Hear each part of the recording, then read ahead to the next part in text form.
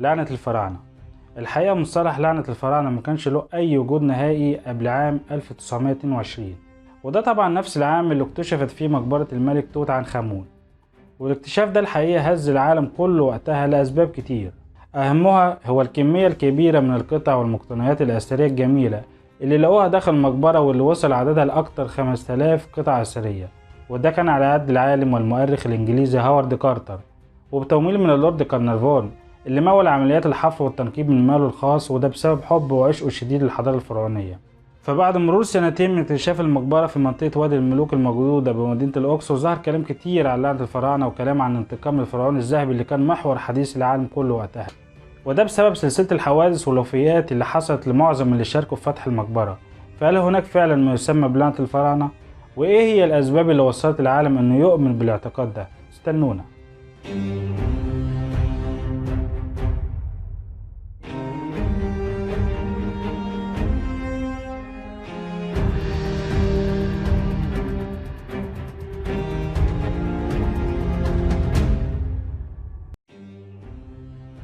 سيضرب الموت بجناحيه السمين كل من يعكر صف الملك، جملة مشهورة جدا لقوها داخل مقبرة الملك توت عنخ آمون. والجملة دي خلت الناس تؤمن وتصدق إن دي لعنة بتصيب كل اللي يحاول يفتح مقابر ملوك الفراعنة. وناس كتير ربطت الجملة دي بموت اللورد كارنارفون ممول فتح المقبرة، لكن في علماء قالوا إن الجملة دي كانت مكتوبة من باب التحذير فقط. وبداية الكلام عن لعنة الفراعنة بدأ بوفاة الممول الاكتشاف اللورد كارنارفون، اللي كانت آخر كلماته قبل ما يموت إني أشعر بالجحيم. وده طبعا بعد إصابته بالمرض والعياء الشديد، ووصل درجة حرارته ل40 درجة مئوية، وكان بيرتجف وجات له حالة رعش شديدة من تأثير الحمى اللي صابته. وبرر الأطباء وقتها بأن كارنارفون جرح نفسه وقت الحلاقة عن طريق فتح جرح قديم كان مقفول. والسبب ده الحقيقة ما أقنعش حد خالص وقتها، ولا أنا كمان مقتنع الصراحة، وما كانش سبب كافي لتبرير بقاء الحمى لفترة طويلة داخل جسمه، وتسببت في وفاته في 5 أبريل عام 1923، وكان عمره وقتها 57 سنة. وطلع بعدها ابن كارنارفون في وسائل الإعلام واتكلم عن كواليس وفاة والده، وقال والدي مات الساعة 12 بعد منتصف الليل بتوقيت القاهرة.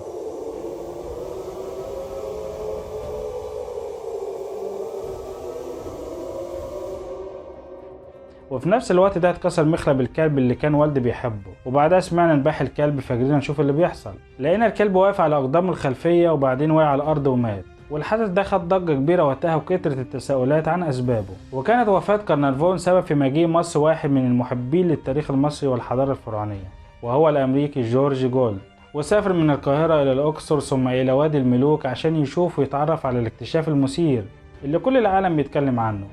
ولكن تاني يوم مباشرة بعد ما شاف المقبرة أصيب بحمى شديدة جدا ومات منها في نفس اليوم. والأطباء وقتها ما لقوش سبب حقيقي للحمى، واستمرت حالات الوفيات الغامضة دون انقطاع.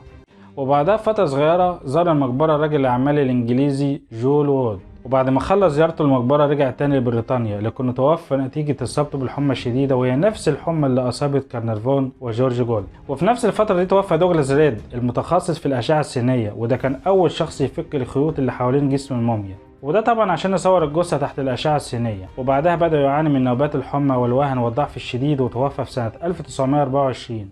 ومع بداية وصولنا لعام 1929 كانت وصلت عدد الوفيات ل 22 شخص من اللي كانوا لهم علاقة مباشرة وغير مباشرة بفتح مقبرة الملك توت عنخ آمون. وزوجة اللورد كارنارفون هي كمان توفت سنة 1929، واكتشف الأطباء وقتها إن سبب الوفاة كان لدغة حشرة. وفي نفس السنة برضو مات ريتشارد بيسل المساعد الأول لهوارد كارتر. وظروف موت ريتشارد بيسل كانت مختلفة شوية، لأنه في يوم وفاته لقوه ميت على سريره نتيجة لقصور شديدة في القلب. ولما والده عرف بخبر وفاته انتحر ورمى نفسه من الدور السابع في بيته اللي في لندن. وقت مرور جنازته وافتراءها للمقابر عربية الموتى دهست طفل صغير وموتته. يعني يا صباح النحس لعنة مفيش كلام. وبعد كل الأحداث والواقعة دي العالم ابتدى يتكلم بجدية عن لعنة الفراعنة، وبدأ مساعدين كارنارفون يموتوا واحد ورا التاني بطرق غريبة وغامضة. وهنا انتشر الرعب من لعنة الفراعنة على ألسنة العالم كله. والحقيقة السينما هي كمان شاركت بشكل كبير جدا في ترسيخ مصطلح لعنة الفراعنة. في عام 1967 تم إنتاج فيلم اسمه كفن المومياء، وقصة الفيلم بتحكي عن لعنة بتطارد فريق من علماء الآثار، وبيموتوا واحد ورا التاني بعد عودة المومياء للحياة. واللي خلى الناس تصدق أكتر هو وفاة المخرج فجأة بعد 5 أسابيع من بداية تصوير الفيلم، بالإضافة إلى وفاة زوجة بطل الفيلم فجأة.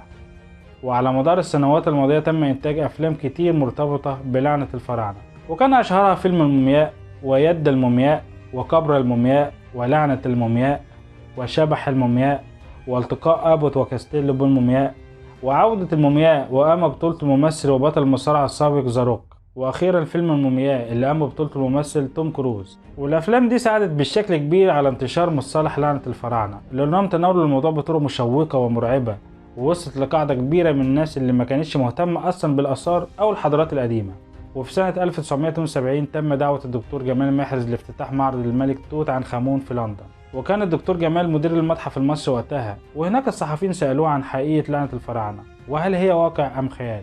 فقال لهم: يا جماعة، أكبر دليل على عدم وجود لعنة الفراعنة فهو أنا قضيت عمري كله مع الموتى والتوابيت والمومياوات والمقابر دون أن يحدث لي أي شيء، وكل الحوادث دي جت عن طريق الصدفة. لكن الغريب بقى في الأمر إن الدكتور جمال محرز اتوفى في نفس اليوم اللي نزع فيه قناع الملك توت عنخ آمون للمرة التانية بعد اكتشافه، وكان عمره وقتها 52 سنة. والأطباء قالوا إن سبب وفاته هو انهيار في جهاز دوران الدم في جسمه. وبعدها طلع فريق من العلماء بعد إجراء بعض الفحوصات والأبحاث والدراسات، وقالوا إن لعنة الفراعنة كانت مشكلة بيولوجية، والدراسات المعملية دي أظهرت إن بعض المومياوات القديمة كانت تحمل العفن والبكتيريا بداخلها، واللي ممكن تسبب الحمى الشديدة وضيق التنفس ونزيف حاد للرئتين، ولما بيستنشقها المكتشفون بتصيبهم بعدد كبير من المشاكل الصحية. وغالبا البكتيريا دي بتكون سبب في أمراض خطيرة جدا. وإن مصطلح لعنة الفراعنة مش لعنة بمعناها الحرفي، إنما لها أسباب كتير علمية. فمع كل الأبحاث والدراسات دي هتفضل لعنة الفراعنة مصطلح سائد في العالم كله، بغض النظر بقى عن وجود أسباب علمية أكيدة أو ملهاش، وهتفضل برضه موجودة وهيتعمل عنها أفلام وروايات تاني في السينما. وهنا نكون وصلنا لآخر حلقتنا عن سر لعنة الفراعنة، وما تنسوش تشتركوا في القناة وتفعلوا زر الجرس، لأن الفيديوهات الجاية إن شاء الله مليانة أسرار عن الحضارة الفرعونية. دمتم في رعاية الله، والسلام عليكم ورحمة الله وبركاته.